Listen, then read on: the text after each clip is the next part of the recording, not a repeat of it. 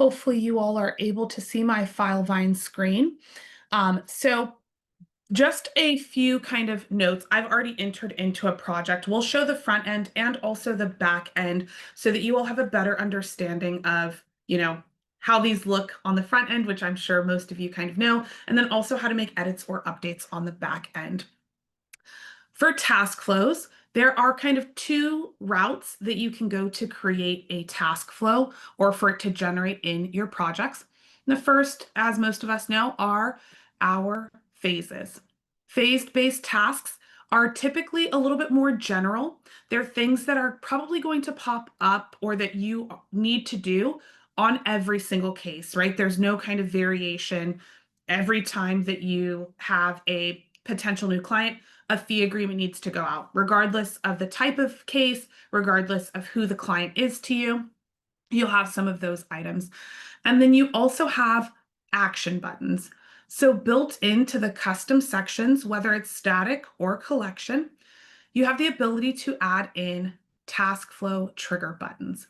They're things that, and we should have one here,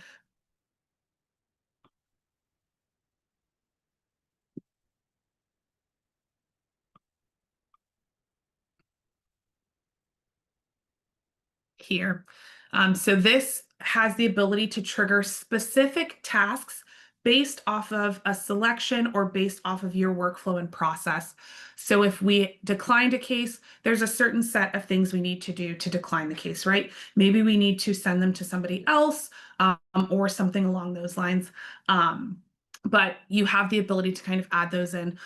For folks that request medical records, right? You might want a reminder to follow up on those medical records that you've requested. You may be requesting from 10 different providers and at any given time. And so you want the ability to say, hey, I need to follow up with this in about 5 days. Task flow buttons are a great option for that.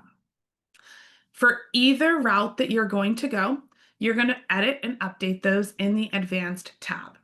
Now, if you know that you want a button to be kind of your trigger, you're actually going to go to Customs Editor first before you go into the task flow section. So we'll show you what that looks like. And for those of you that maybe haven't seen this advanced screen, this is an additional layer of permissions that you can be granted to be able to make edits and adjustments to your actual Filevine. But you can see here, Customs Editor, you'll choose your project type. Hopefully you all don't have as many as we do, but you'll find your template and then you'll scroll down to the section that you want to add the button in for. Again, these buttons can be added to any custom section, whether it's static or collection.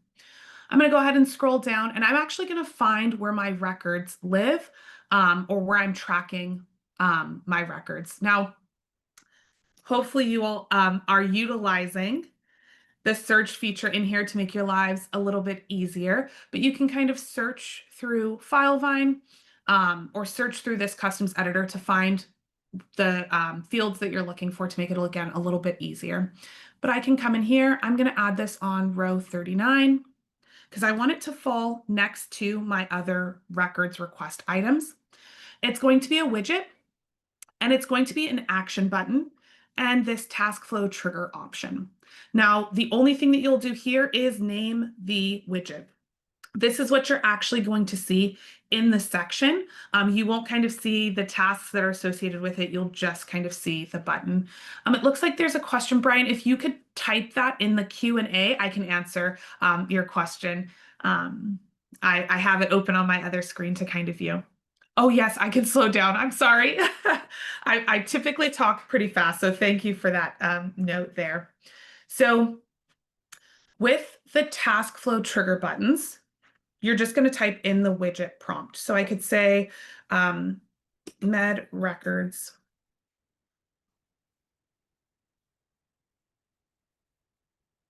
follow up. And then I'm going to press create. I'm actually going to open up a project in my other tab just so that we can see what that looks like on the front end. And then we can also review what it looks like once we trigger them.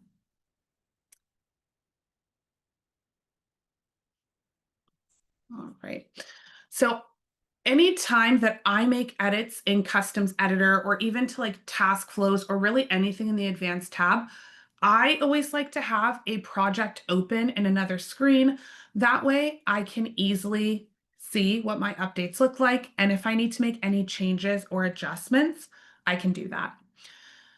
A little bit easier than having to kind of toggle back and forth. But let's say we open up this medical item. If I scroll down to where our records are, I can see that Med Records Follow Up button. I'm going to pop back into the Advanced tab, and now I'm going to scroll down to the Task Flow section.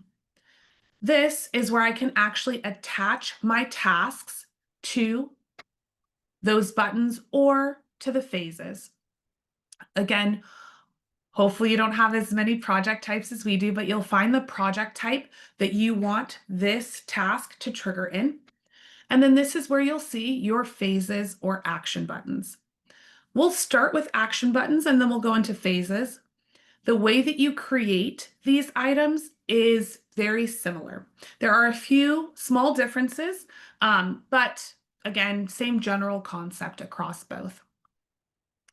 For your action buttons, you'll see a list of all of the sections that have action buttons living in them.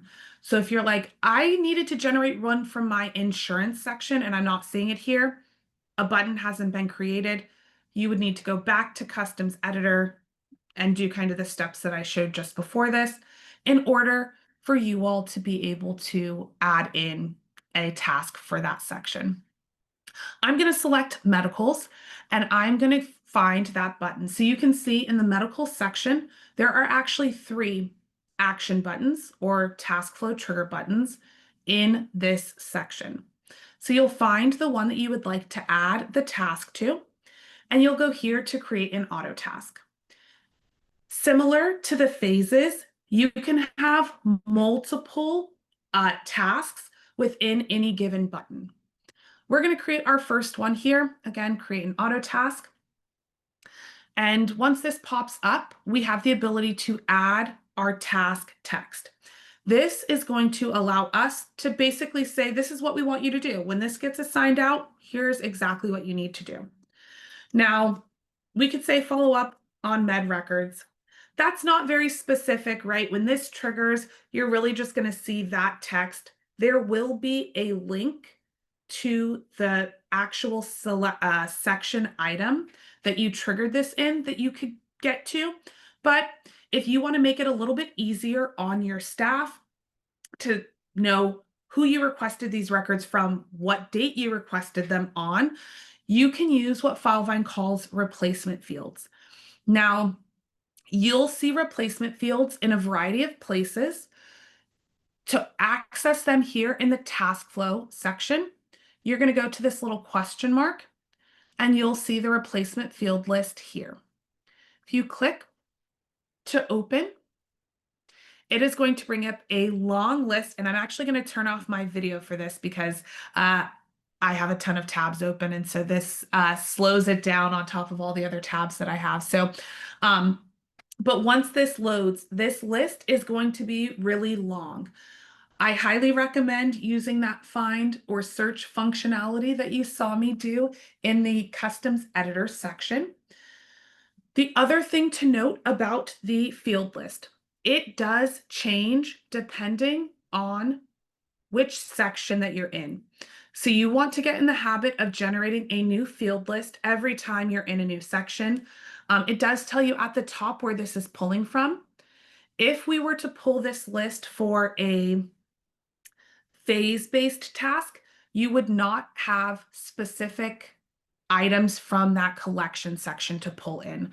So for these specific items, again, the ability for me to pull in provider information or date that I requested records, it has to be triggered from that specific section in order for me to pull in that specific data.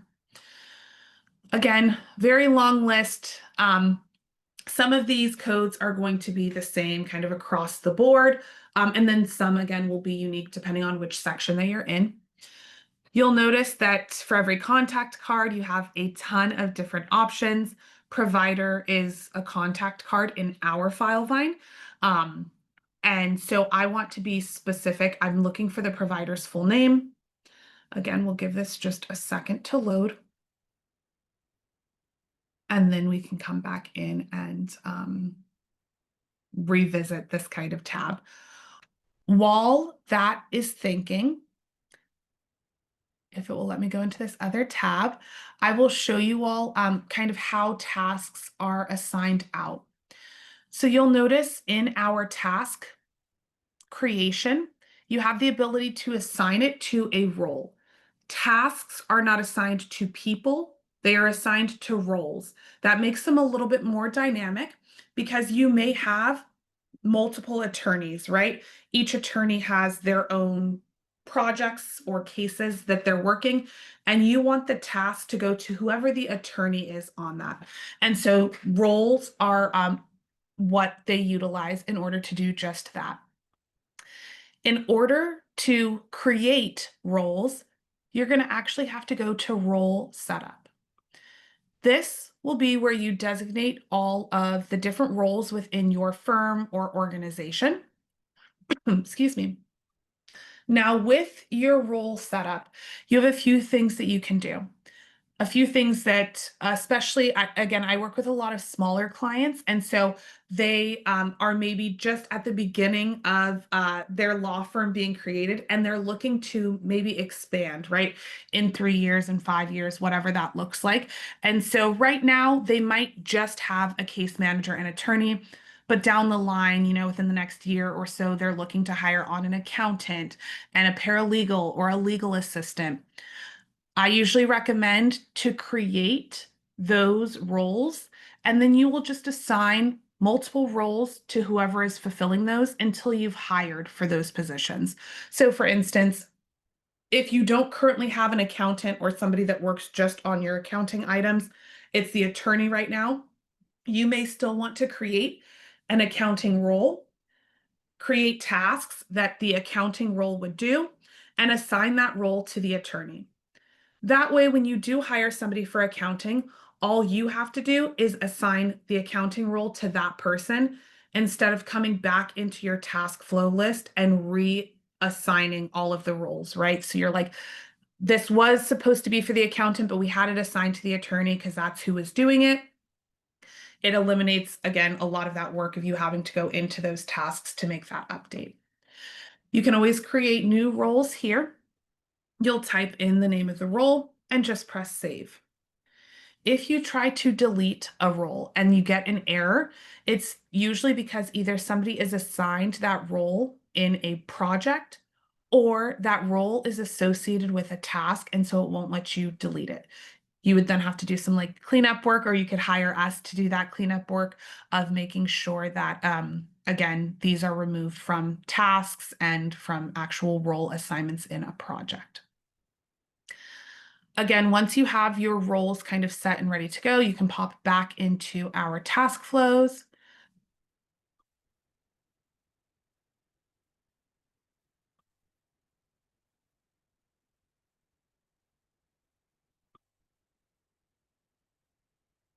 And it looks like our replacement field list is still loading, so we'll give that just another second or so.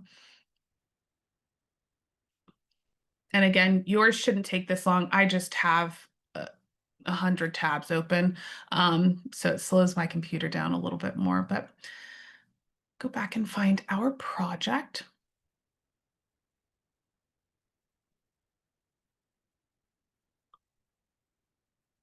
Right. And then back to the action buttons and our med section and this follow-up. Let's see if any have loaded here for us.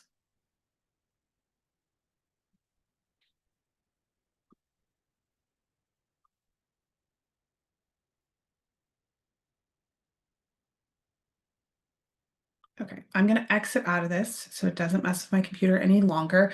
I will pull the codes from a different kind of page on the other side, but the replacement field list will have, again, all of the available fields. You'll use the search feature to kind of search and find them.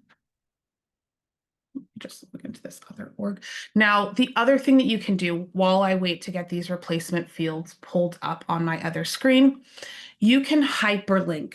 Um, so if there's a website, maybe there's an e-filing site that you all need to go to in order to file whichever court documents that you need, or there's another website that you need to go to in order to complete this task,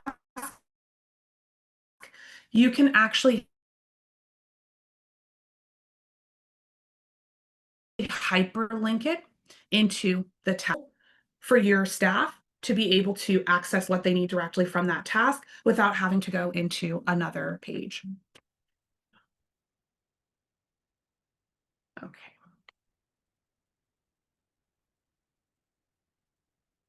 So in order to hyperlink, you'll come to where it says task text, and this is where you're actually going to type in what you're looking for.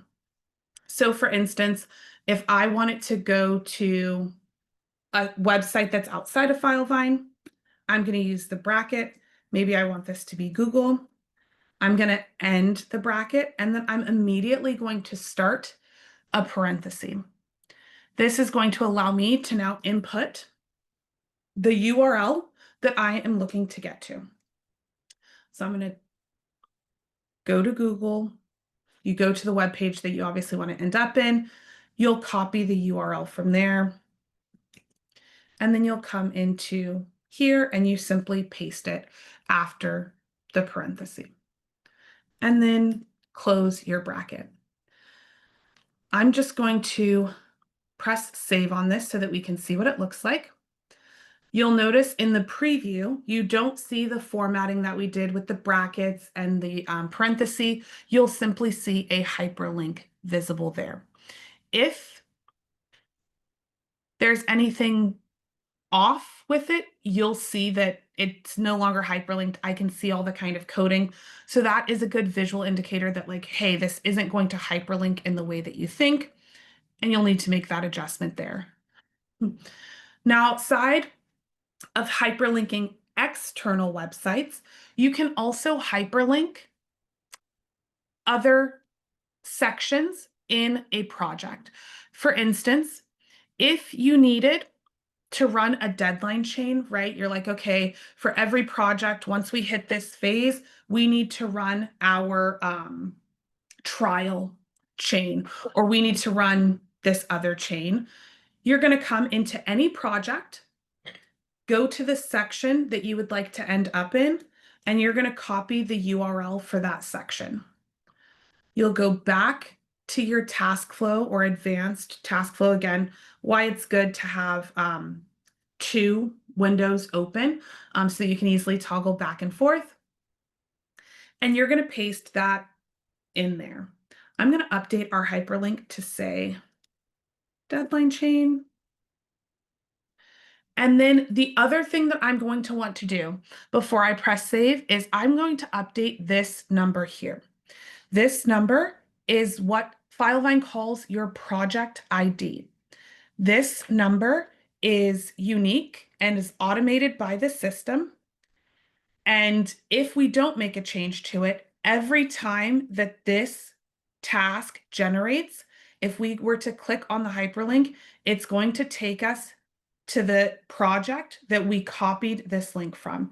So you want to make it dynamic, right? So that you're going to the section, the deadline chain section for the project that you're in. To do that, you'll remove these numbers and use double bracket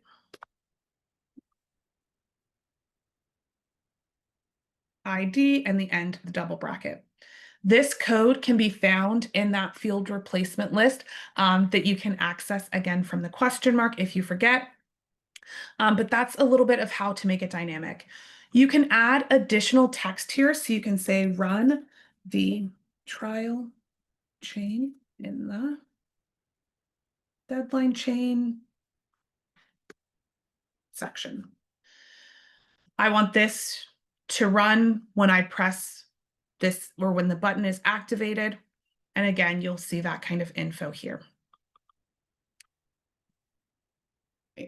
Now, outside of being able to create these tasks based off of pressing a button, you can create a task that triggers based off of completing another task. So this is great for things that need to happen in a chronological order. For instance, if you have a task where somebody needs to draft a letter, and then, so let's say your case manager needs to draft a letter, your attorney needs to approve or sign off on the letter, and then the case manager needs to send that letter off. You can create all three of those as individual tasks and then choose when another task is completed for those unique triggers. Give me 1 second. I'm trying to pull up the codes on a different page. That way I can show you all what that looks like in our demo.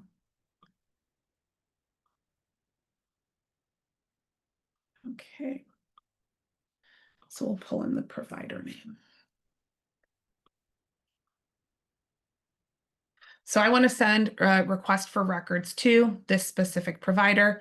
As soon as I click that medical records follow-up, I want this to be created as soon as I press the button, or maybe I want to wait a few days, right? So I've requested the records today. I'm going to press that button, and in 5 days, I'm going to get a task that reminds me to follow up on those records that I've requested. So for this one, send a records request. Great, as soon as I hit it. And then you can create either a new task that allows you to say follow up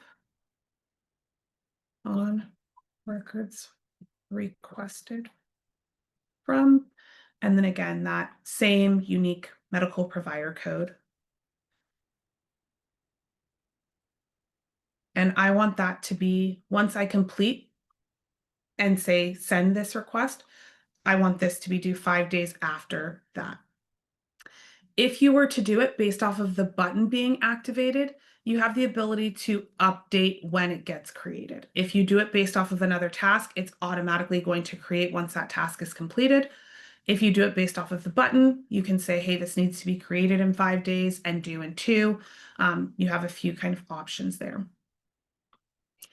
Now, outside of being able to determine how long or when a task from the button gets triggered and when it's due, you can also add time tracking details. So for those of you that do track your time, you can come into here, add time tracking details. Your description could be, records, request, follow-up. You're going to add in your time codes if you have any, and then you can choose if it's going to be billable or chargeable and how many or how long you think that this is going to take you. So it takes about half an hour to do everything that I need to follow up on this request. Again, this is where you're going to assign it out. Assigning it to a role assigns it to whoever is in the first position for that role. I'm going to take a minute to go through the team section for just a second so that you all understand, again, how these are going to be assigned out. We call it a team section. You all might call it role assignments or something else, but it is this kind of section here where you're able to view who's assigned to which role. You can view all of the members, which are all of the folks that have access to this project. And this roles section is where your tasks are going to pull from. So if I assigned this to the paralegal role, Anna would get this task assigned to her.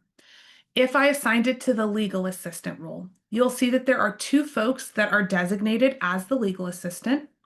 If I click into this white space, we can see Libby has the green banner. Jen doesn't have the banner, but again is still listed. Libby would receive this task associated with her. Now, for those of you like, what is primary? How would we utilize that? The primary is going to be your catch-all role. It is the role that if you have a task assigned to, for instance, the case manager, and there is nobody listed as the case manager for this project, the primary will be assigned that task. It's kind of a way for you to ensure that all of your tasks have somebody assigned to it so that they don't just go into the ether and never get assigned or never get completed. It's a way to make sure that your workflow, again, always has somebody associated with it. Primary is the only role that has to have somebody designated into it. The rest, you can opt to have folks or multiple folks opted in. You can have multiple primaries. It will work the same as the other roles where the person in the first position will receive the task. So let's go ahead here. I'm going to assign this to the case manager. And then the also notify roles. This is going to notify everyone that is in that role. So again, in our team section for our legal assistant, both Libby and Jen would get a notification that this task has been triggered based if I also notified that particular role. It will not be assigning them the task, but it will notify them that the task has been triggered. And then once you're happy with kind of all of the setup that you have, you'll just press save. So now I have a few items, some that are going to trigger based off of this being activated, some that are going to trigger based off of, us completing another task. Right. Now, similar to the action buttons, your phases work just the same. You go up here to create a new auto task. You have the replacement field list. Again, it looks a little bit different than the other one, and kind of the same ability here. There is one additional item that you have here, and that is the ability to say, I only want this task to populate, right? If it's triggered from another auto task being completed. If we're still in this phase, if I'm not in this phase, I don't care about any of the other tasks that are going to be triggered. So you do have that distinction here. The other distinction that you'll have is the ability to repeat a task. This is available in the action button as well. Not always recommended to do it in an action button, just depending on what those tasks are. But here, maybe you all every 30 days follow up or call the client, right? To just have a touch point meeting. You can add that data into here. I'm actually going to do it in the potential new client phase instead. And I'm going to say follow up with, again, using one of those replacement codes. Some of them I just have memorized because they're the same across the board and across every org. But again, you can pull from the replacement field list in order to get a full list of those. Now, I want to, again, follow up with our client for 30-day check-in. I want this to be when the phase changes. I want it to create automatically, and I want it to be due in 30 days, right? We have within a month to get this done. And I do want to repeat this task, not just while I'm in this phase, but throughout the entirety of this case. And I want to repeat it for every 30 days. Again, you do have the ability to add time tracking details. So I'm just going to call this client call. And again, because it's a 30-minute call, it's about half an hour. And this should go to the primary or the legal assistant, just to give us some variation, and save. In an actual project, I'm going to go ahead and refresh this. Again, a hard refresh is always best if you have a project open in another tab when you're making adjustments in Filevine. I am going to bop us back into the potential new client phase so that we can see that task that I just created. Potential new client. I'm going to go to the activity feed, and we can see here, follow up with Grizzly Bear, pulling from our client's name here in the contact card for a 30-day check-in. This is assigned to Libby, who again was the person in the first position for that legal assistant role, and it is due a month from today. Now, if Libby is like, let me get this done now, she can come in and complete her task. And you'll notice that once you complete a task, if you have time tracking details associated, it will pull up that time tracking that you put in on the back end. Now, these rates are filled in the back end. If you don't have a rate in there, you can always make an adjustment or add in a rate. If you're an admin, and then here for team member, it's automatically going to pull whoever completed. But if this needs to be Libby and I was just completing the task on her behalf, you can make an update there. And again, we would want to update Libby's rate. Here, if it didn't take us half an hour, it only took, a quarter of an hour, you can always make an adjustment here as well to the hours that you put in. So I can say instead of half of an hour, it only took her, again, 15 minutes. And I can make any other adjustments that I need to here and press save and complete. This will automatically add that time into your billing section, into your timesheet and all of those good places. So that again, if you are a firm that is billing out, you have that tracked there. Now, one question that we sometimes get is, hey, if we change the phase and then we change it back, right? So if we are like, great, we have this potential new client and I change the phase and then I change it back, it will re-trigger any tasks that you've already completed. It will only re-trigger tasks that you've completed if you don't complete this task and you move phases and then you're like, oh, didn't mean to do that, and you move it back. It will not re-trigger a new phase or a new task because I didn't complete this one. So keep that in mind. Typically, forward movement is best for those tasks, again, to make sure that you're not re-triggering ones that you've already completed. Now, for our actual action buttons, you'd have to go into the section. So if I'm following up on a medical records request or I need to request records, I would come into my section. I'd find that button and I click and press Start Task Flow. As a project admin, I have the ability to reset this button if need be. Regular collaborators will just be able to go in and kind of click that they need to follow up. We'll give it a second to kind of trigger the task flow there, and then we'll hop into deadline chains once we can kind of see this. And while we wait for that, just a note on deadline chains. Some folks will use deadline chains in tandem with task flows. Like you saw, the ability for us to say, hey, you need to go run this deadline chain and have it hyperlinked here, and then I would go and run the actual deadline chain. Now, the other thing that you'll notice about the items that we've triggered from a task flow, they tell you here that it was triggered by a task flow button. And this is a little bit more specific, right? It's triggered by this specific button in the medical section. If I click into that, it is going to take me to the medical section to the exact item that I pressed this button in. So we do have, if I clear this, we have other medical cards in here.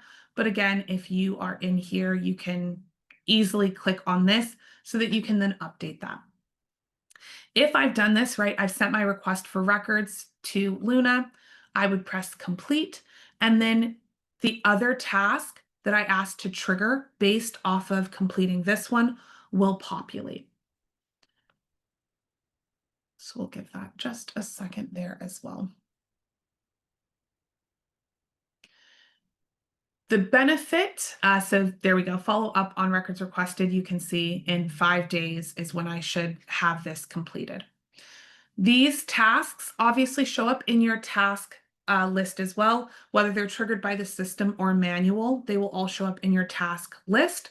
For ones that are a little bit further pushed out, you're not going to initially see those on your task list.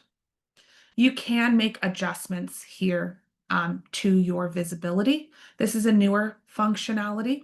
So for those of you that have been in Filevine for a while, you can now say, hey, I want to see this particular person's tasks, apply those filters, and I can see all of the incomplete tasks that are assigned to Kendall.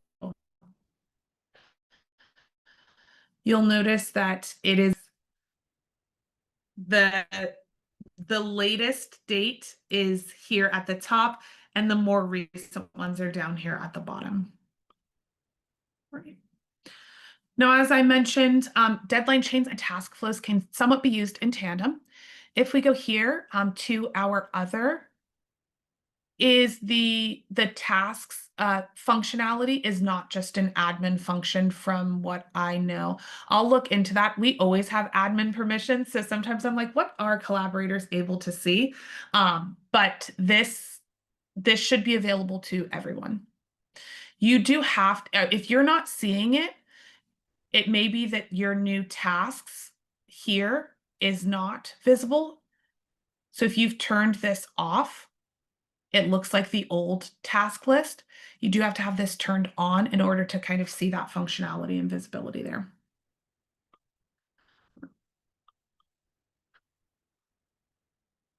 Of course. Okay, so let me get back to our grizzly bear project so that we can kind of see deadline chains. Now, deadline chains are a way for the system to calculate a series of deadlines for you. So when you think about a deposition or a trial or even your statute of limitations, right? You want it to say, hey, I'm going to put in this date and I want you to calculate these other dates for me. You can use deadline chains in a variety of different ways. Those three were just some examples. As you get like scheduling orders from judges, you can kind of put those in. And to create your deadline chains, those are all going to be done here in the advanced tab. Now there's a few additional sections that play into your deadline chains. And the first is going to be reminder schedules. This is how frequently you will be notified that a deadline is approaching. You have the ability to create as many reminder schedules as you need. And within a deadline chain, you can choose to have different reminders for different deadlines. You'll see we have a few here. I usually recommend naming it with how frequently you're going to be notified that this date is approaching. So for this one, we have a 90, 60, 30, 10, 7, 3, 2, 1. You can see that here. And we also have some days after. So you may want to add that into here as well. To create new reminder schedules, you'll simply use the plus sign. It's automatically going to say new reminder schedule. So you'll just make an update to that. That's that little pencil icon here. And I want this to be a 45, 15, 5-day reminder. I am going to use the X to remove all of the dates that don't coincide with 45, 15, or 5, which is most of these deadlines here. And I'm going to do all of these ones after as well. Now, as you, I'm sure, have noticed, there was no 45 or 15 in the original list. You can come up here to get those added. So 45 days before the due date, use the plus sign. 15 days before the due date and use the plus sign. This also applies to after. If you want to add any dates after, you type in the number that you want to do after and it will add it in there. And if you want to do on the due date, you just select that and use the plus sign to get that added. Now, once you've created your reminder schedules, again, one more place that you would need to go before actually being able to do your deadline chains, or one section you might want to go to, I should say, and that's going to be judicial calendars. Judicial calendars are a way for the system, or for you to tell the system how to count the days towards these deadlines. If you do not create a judicial calendar, it will automatically do it. It will automatically count every day. If you add a judicial calendar, the system automatically removes weekends and US federal holidays. You can see them in this beige color. You can also add additional. So like these ones were manually added in. You can click through the calendar to add additional days that you do not want counted towards your actual deadline. If you all take vacation, maybe you're like, we're always off the last week of the year, so I don't want to count those days. You can highlight those days here and it will, when it gets to December, it'll say, hey, this deadline is supposed to be due on the 26th. They'll either bump it up to the 23rd or you can have it round to the next kind of day that you're asking to track, which would be the 2nd. The caveat with being able to select days manually is that if you go to 2026, the only days that track over into the next year are weekends and US federal holidays. It does not select these dates again for you. Again, same thing if I go to 2027, it does not select these days. If you are going to do this on a judicial calendar, I recommend tasking yourself if you have like an admin project. For those of you that have worked with us, we upload an admin project for you with all those training videos. You may want to task yourself in a project like that so that you can remember, hey, in a year or 2 years, I need to come in and check to make sure that I've updated my judicial calendar, right? This is an easy thing to forget because you're not doing it on a regular basis. You might do it once a year, or maybe you've planned out for the next 5 years. And so it's easy to forget, right? Your dates are all already counting the way that you need. So that's an easy thing to forget. So use Taskflows or tasks to remind yourself for those items. Now, once you've done both of those, you can pop into the deadline chain section. You all shouldn't have to choose your org. It should just automatically be there for you. Unlike Taskflows, deadline chains are created for the entire org. So regardless of your project type, deadline chains will kind of show they're not project type specific. You can see we have a list of deadline chains here. These are all like test items. But if we click into any one of these, we can see here, this SOL chain is going to be based off of the date of incident. And for our liability SOL, it's going to be dependent on that date of incident, not getting a due date, but getting completed, right? Because it's already happened. And this should calculate 2 years later. What you'll also see here is this item or this option here, which is going to be where you can choose if you want to use the judicial calendar that you created, or if you want it to count every day. The default is selected when you actually go to first create the deadline chain, and we'll get into that in just a second. Now, outside of being able to again select how this is going to track 2 years, you can also choose how you're going to be reminded of this deadline approaching. And then you'll also see that you have a UIM, and that's going to be 3 years after the date of incident. So you have the option to kind of choose which one, that will be filled out, or you both would kind of populate for you here. Now, in order to create a new deadline chain, you'll simply go here to add new. It'll ask you to title the chain. So if this is for depositions, I can say depositions. This is that default calendar behavior. So if you want it to count every day unless otherwise stated, you would use default as count every day. If you want it to be that standard calendar that we saw that again excludes the weekends and holidays, you can do that and then kind of mix and match which ones you do want to count every day. You can add some helpful links. So if there's a jurisdiction, any URLs, and any helpful notes, you can do that. I'm just going to press save and we're going to be brought to this screen. This is where you can start adding your actual deadlines in. So I'm going to go here to add a deadline. I like to add my deadline that most, if not all, of the other deadlines are going to be based off of first. So that is going to be our deposition. Now, I don't want this dependent on another deadline, right? Because again, the rest of my deadlines are going to be dependent on this.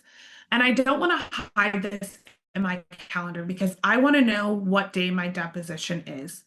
For the statute of limitations example that we saw, we had the incident date hidden in the calendar because you don't really need to know the incident date. You don't really need to have it calendared. So those are kind of options there. And you do have the ability to be reminded that this date is approaching. Now, once you've added in that deadline, you can continue adding in deadlines. So for instance, I need to, prep questions. This is going to be very, very basic.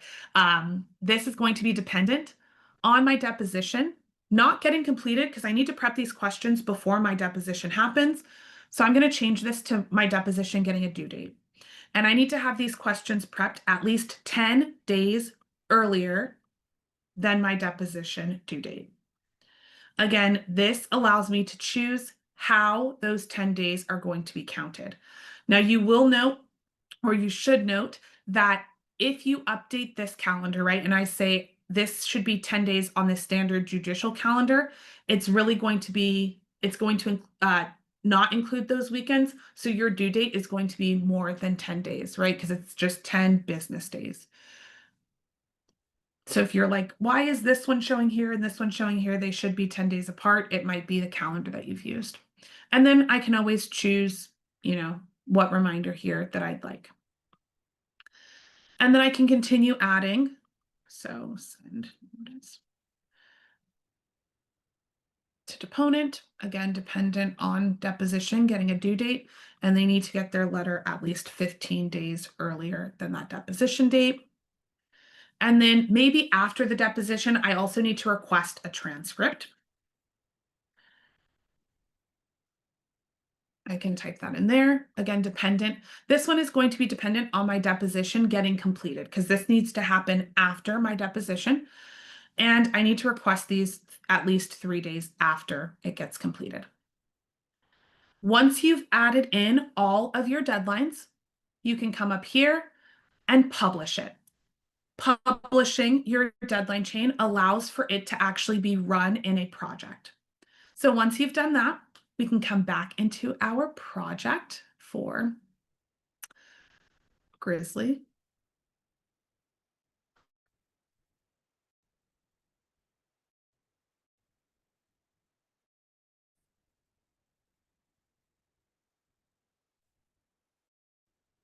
Let me refresh the page. And we can actually run the deadline chain.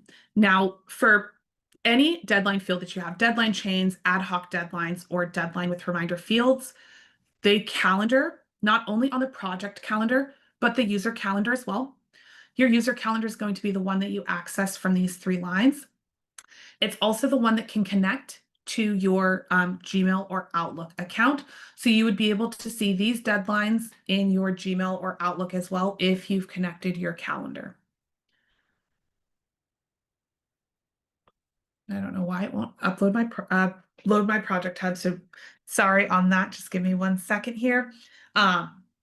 So that's one thing to note about your deadlines. Now, whether it's deadline chains, ad hoc deadlines, or deadline with reminder fields, the way that you are going to manage them are very similar. So with your deadline chains, you'll run the chain, and then in order for you to stop getting reminders and for it to fall off your calendar, you need to complete it. The same deal with your ad hoc deadlines and deadline with reminder fields. The added benefit of deadline chains outside of it automatically calculating for you, you can run multiple deadline chains in a project. So when you think about depositions, you're probably deposing more than one person. They're going to have different deposition dates, and you kind of want to be able to track all of that. You can do that. So we're going to come here to the deadline chains section. And again, if you've done this as a task flow, you can hyperlink it and have folks be able to click to bring them right to the deadline chain section. You'll go up here to the top where it says enter deadline chain name. And this will show you all of the chains that have already been run. If you haven't run any, you'll just use the plus sign here. And this is where you can search for the chain name. So I can type it in and I can select